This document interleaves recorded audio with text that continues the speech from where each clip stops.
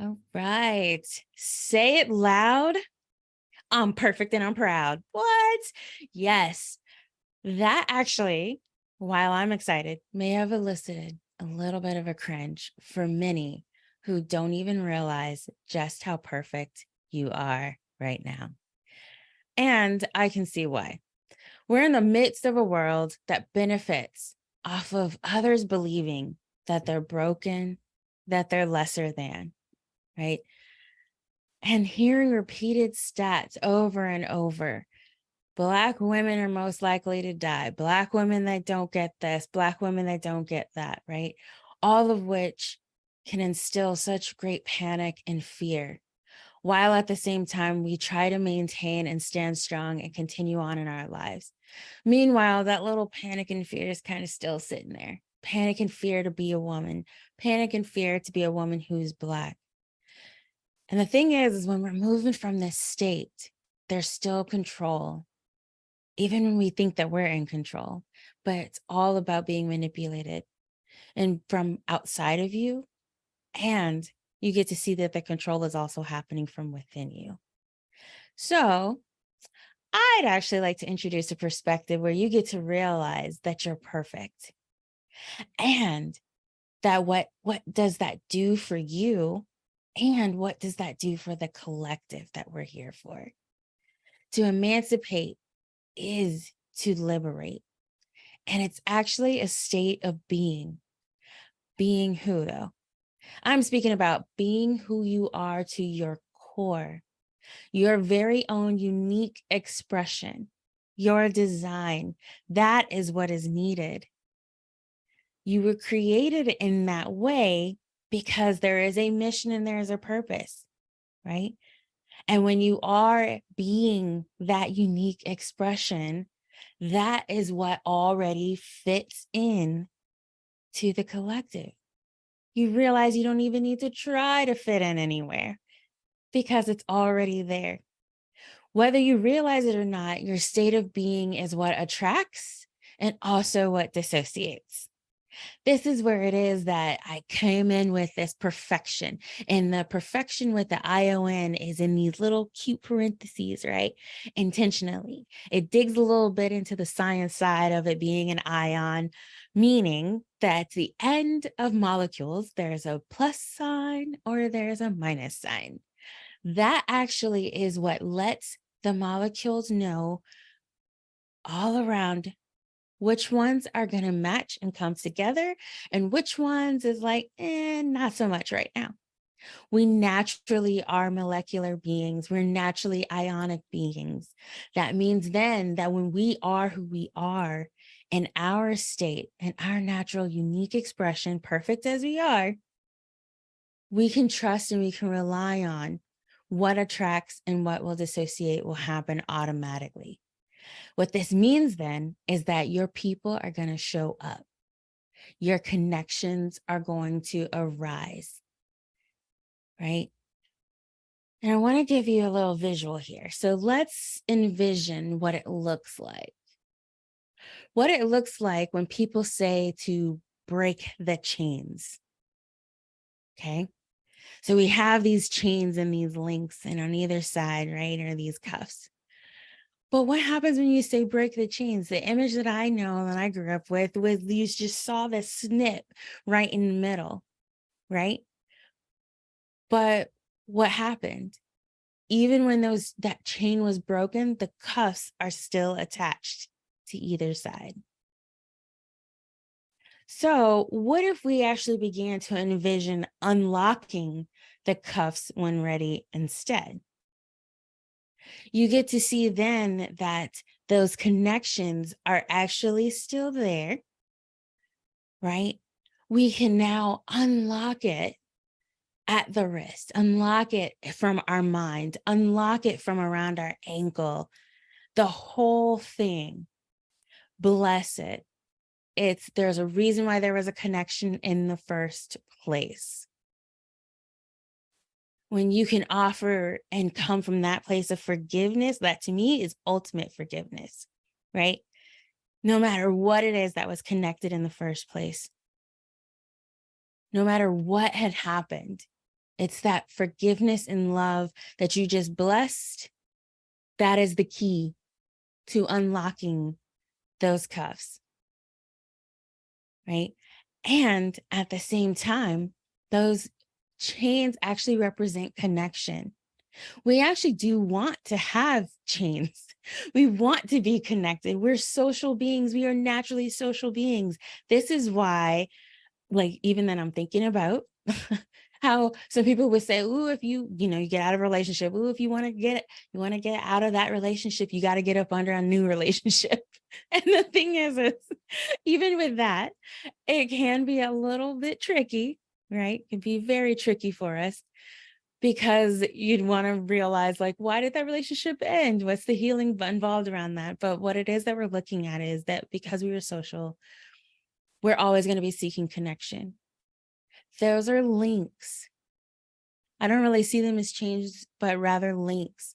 They're links to our past. They're links to who we serve out in our businesses, just in general. They're links to ourselves. And if we're social beings and we're here to serve our purpose, we have to acknowledge our connections. Even within our energy centers, we are linked. Why? Because as we discussed before, if we are in our being, we're already going to be fitting in. We are already offering what we're supposed to be offering from our core to the collective. And we get to realize that those connections are a two-way street. This is where it is that we get to really sit with and accept and assess what is my responsibility that I'm offering, because that connection was on two sides. So where it is that we may look at what someone isn't doing or what is happening to us, we also are invited to take a look at what is it that I can offer. What am I offering in these connections? We add to the collective just as much as we receive. So let's assess these types of connections that we have. Connections with our family, connections with friends, connections with business. We realize even then that these connections can change, especially as you evolve and you change. We can have so much fun in this evolutionary journey. When we realize just how whole and complete that we are. Being whole and complete is actually the root meaning of perfect. This is why I even started with that, because we can see we don't have to fix ourselves anymore. We don't even have to say, "Oh, I'm a work in progress" anymore, because you're simply a work of art, perfect art as you are right here, right now. When you see that you're whole and complete as you are, we get to sit with our perfection, realizing that the quality of the exchange along those connections and those chains have changed. To move in this capacity is emancipation. It is liberation. You're moving on your own and within your own unique, perfect expression. And when you realize your perfection, it actually switches the narrative from being free of to actually free to. So I would love to know, what do you see that you're free to be, free to do? We're all here, so we're free to open a successful business. We're free to travel. We're free to speak, free to develop ideas, free to parent, free to insert whatever you'd like here. And I'd love to even see what you see that you're free to do now. This to me is our modern day Emancipation Proclamation. Is standing and realizing your true expression. Even as you're journeying into who this true expression is, I do want to let you know you don't have to look far, because it's showing up in your body. We have all types of hints. We have all types of messages. that are made available to us through our whole body. We just have to move to a point that we can trust our bodies, especially when there has been a time that we couldn't, because someone else may have violated that. And now is the time that I invite you to sit with, go within.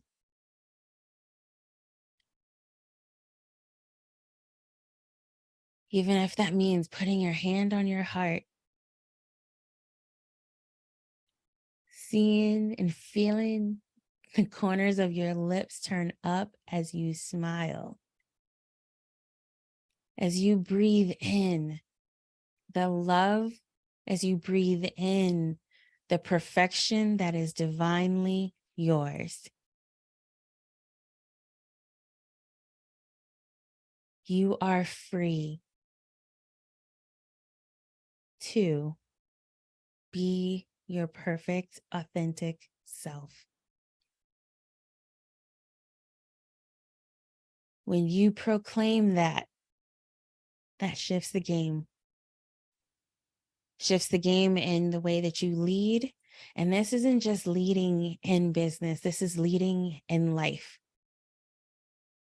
When you can shift into that, you'll actually see that the mental health, the emotional health, the spiritual health, the physical health, all of those, which make up who you are as being a whole and complete being, they all begin to optimize.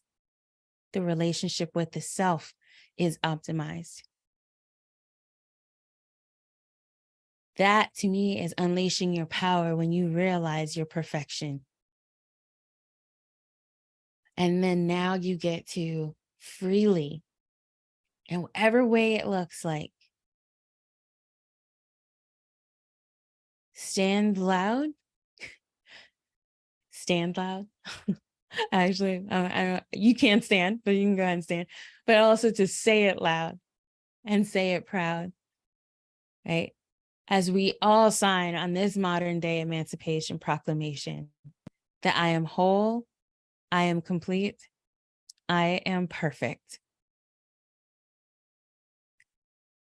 I shall see you beings later.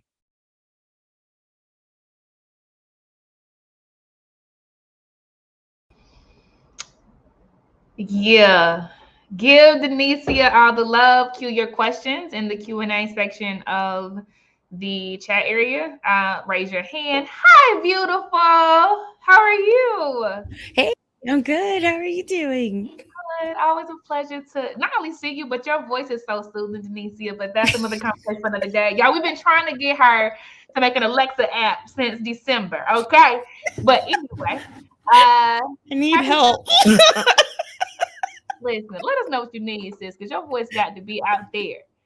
All right, Denicia. So I am going to you all, and let me remind you all in the chat section there is a Q&A kind of icon. Type your questions there, or you can raise your hand. You can raise your hand by hitting the hand symbol under the screen, and Denicia will answer any of your questions. To start, Denicia, can you tell folks who may not be familiar kind of your background? So the work you do in Eastern medicine and how that kind of informs, right, the way that you teach versus the way we understand like health and like leadership and all of that stuff. Yeah, so definitely briefly to allow the questions to come in. So, Eastern medicine is where I've been trained and had been practicing. I started out in reproductive health, so fertility, menstrual health, and things like that. Within that medicine, the perspective of the person is actually viewed differently. So, you go in, yes, asking questions that seem so random and seem like they would be totally not related to why you're here for a headache or whatever it might be. But in actuality, it just goes to prove that the system from thousands of years ago, which also was like a lot of other ancient medical systems, is that you see all these influences, all of these connections of your lifestyle, ancestrally, what's happening in the way that you eat, the way that you think, how does it show up? And like, your perspective then is like, okay, how are they all connected into showing the manifestation that's in the physical form? So the physical symptoms and conditions that we're experiencing, Mhm. kind of give us that like a little flag and alarm, like, oh, there's something that's going on, there's something at play here that actually I might want to listen to. And Mhm. then when you start to dig into it a little bit more, then that's when I saw that, oh, this is actually more of a connection to her authentic core self being desires actually was not showing up in her life. Right. And then when we started, weaving it together and seeing, okay, well, in what ways is it that it's not showing up? Then I was able to consult and give that insight. And then we started like strategizing, putting little things in place just so that the core being, her authentic self, can actually start to show. Like it can come out and she could see it and experience it in her life. And then it just like, trickled out and everything else. Ashe, Ashe. Beautiful. Always intriguing, and it reminds me so much of therapy. How the questions make no sense until 6 months later when you're like, oh, oh, Yeah. oh. Yeah. Love, love, love it. All right, let me look. I don't see any hands. I do see a question. I'm gonna put it on the stage, Denicia, and it says, Jordan says, you spoke a lot about being free to be. What are some journal prompts one can start with if that sentence is hard to finish? Oh, that's good. That is a really great question. Oh my That's so gosh. good. Oh, Jordan, thank you so, so, so, so, so much. Okay, so sometimes we can actually identify the problem or the pain or the hurt first because that's what we're experiencing. So Mhm. I would actually ask then, like I was saying, free from. So like you can kind of like look at that, like what's happening right now that's tickling you. I don't like using the words triggers. There's too much going on with gun violence. So I say activate. So look at what's activating these feelings right now. And from that, so like kind of put it, I would have it like either on the same page or like the left side of the page and then draw a line down the middle if you're going to use the same page. And then now you get to see like, ooh, this is where I'm at right now. Mhm. I don't like it. I'd like something else. I'd like to experience something else. So now what? And then now go and flip it. Now, sometimes some people might have some difficulty then, like kind of pulling out of the air. What would it be? So then this is when you can actually like Google or use a thesaurus or something like that and actually say, hey, what's the opposite of such and such? Mm. And so then that way it'll give you like a little bit of it'll help catalyze, oh, that's what that is, then this is what this means to me. And then then that's when you start bringing it in tangibly. So you can start there with the journaling, like what is actually happening now, and go in with a place of non-judgment, please. Like it's just go in with a place of, or from a place of observation. And so just think like a scientist and you're like, this is simply what I'm observing. That's it. Boom. Okay. And then say, now what's the opposite of that? What would the opposite look like? What would the opposite feel like? And then go from there. So good. Thank you, Denicia. There are tons of questions in the chat, so I'm gonna try to get to all of them very quickly. So Go answer there's an quickly. affirmation for you quickly on the stage from our girl Victoria. She says, "I just wanted I wanted to tell you that I love you and thanks for always being such a source of grounding, Ashe, and Oh, innate joy in this thank space. you. Always, yeah." um, and then this question comes from Tylisha. I just upvoted it. Sorry, sis. I mean, I guess it's not bad. She says, as a therapist, I'm learning that I spent time teaching clients what being means in their lives. What approach do you take to help people understand what it means to be? Okay, so this is very juicy too. So, like, okay, so this to me, B is actually physical embodiment. Mm, So, when you are coming in from the mental health space, like keep in mind that is just it. It's mental, right? mhm, But the body will follow, right? So it's going into the being. So it's asking, and this is why like a lot of my stuff is dealing with play, because I'm actually getting people to get into the body and physically experience.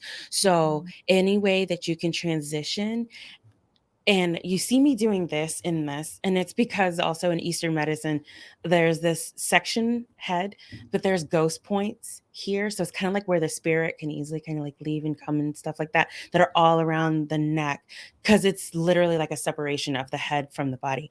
So Wow. in being, how can you facilitate something, like what can you introduce to them that will get them to embody? So MEM means in the body, within the body. So what types of activities is it that they could do? And they could be so simple and so small. It doesn't have to be like huge. And so if you can do that, and then I would also say that for some people, there's different ways that you can get into the body a little bit easier. So like if you contact me, then like I'll send you some links. I'm working on something to help with that. So that way you can kind of like identify which ways might be easier for them to be able to embody, like to come into the body. So being is literally like thinking, envisioning, all of that stuff, the ethereal, but then you want to be. So they need to actually take action, and then just let them know like you're taking action and there's going to be evolution. And so that's why it's ing, it's constantly in motion. So Yeah. kind of put them at ease a little bit, and so they can offer themselves grace and compassion along the way.